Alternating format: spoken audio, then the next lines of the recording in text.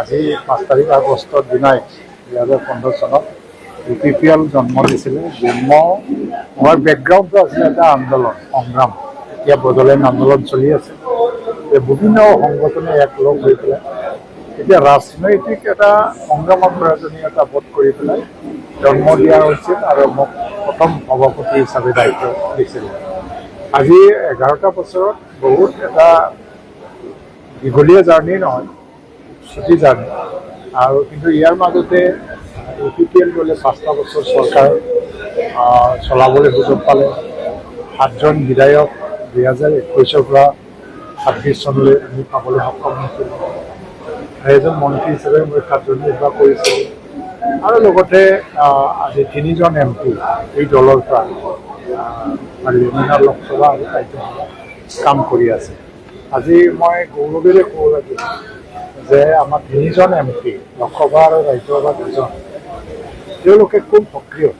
আজি প্ৰত্যেক দিনতে সংসদত বিদেশী অঞ্চলৰ অসমৰ আৰু সমাজৰ বিভিন্ন কমন ইছ্যুবিলাকৰ ওপৰত মানুহে প্ৰশ্নবিলাক উত্থাপন কৰি আছে আৰু মাত মাতি আছে।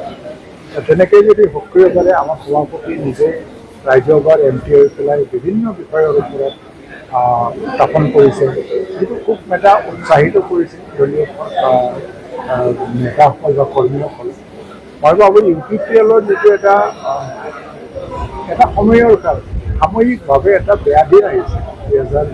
2026 ৰিজাল্টটো লৈ পেলাই যদি ক'ব লাগে 25-26 আমি ধৰিব নোৱাৰাকৈ আমাৰ এটা বিপৰ্যয় আহিছিল, 2টা নিৰ্বাচন।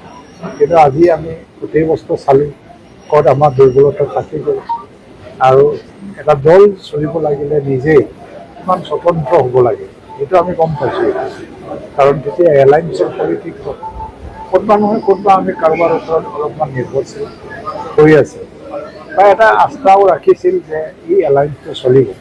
কিন্তু নচলাৰ কাৰণে হঠাতে এই ধৰণৰ এটা পৰিস্থিতি অহাৰ কাৰণে বিপৰ্যয়টো আহিছিল। কিন্তু আজি UPPL সম্পূৰ্ণভাৱে আজি অনুধাৱন কৰিছে আৰু এই সত্যটো বাস্তৱ সত্যটো আজি জানিবলৈ পাইছোঁ যে নিজেই মানে যদি খুব শক্তিশালী হিচাপে থিয় দিব নোৱাৰে তো ৰাজনীতিত আমি কাৰোবাৰ ওপৰত নিৰ্ভৰ কৰিব নোৱাৰোঁ। সেইকাৰণে আজি এই UPPL দল আমি গ্ৰাউণ্ডৰ পৰাই গাঁও পৰ্যায়ৰ পৰা আৰু তৃণমূল পৰ্যায়ৰ কৰ্মীসকলৰ দ্বাৰা এই দলটো আকৌ শক্তিশালী ৰূপ দিয়াৰ কাৰণে আমি কাম কৰি আছোঁ আৰু শক্তিশালী হৈয়ে আছে।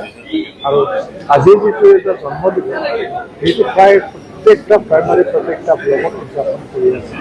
আৰু আজিৰ পৰা মই ভাবোঁ যে নতুন সংকল্প লৈ পেলাই UPPL দলে অনাগত সময়ত ৰাজনৈতিকভাৱে যিটো সংগ্ৰাম চলাই যাব লাগে সেইটো সফলতাৰে